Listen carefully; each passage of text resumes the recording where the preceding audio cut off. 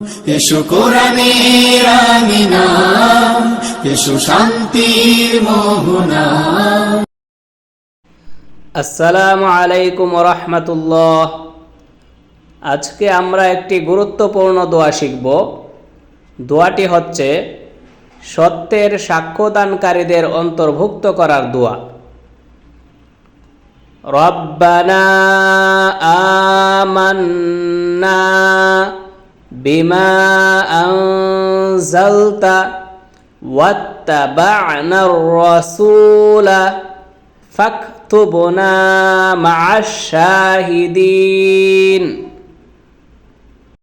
অর্থ, হে আমাদের প্রভু, আপনি যা অবতীর্ণ করেছেন তা আমরা বিশ্বাস করলাম এবং রাসূলের অনুসরণ করলাম, অতএব আমাদেরকে সত্যের সাক্ষ্যদানকারীদের অন্তর্ভুক্ত করুন। সূরা আল ইমরান আয়াত 53।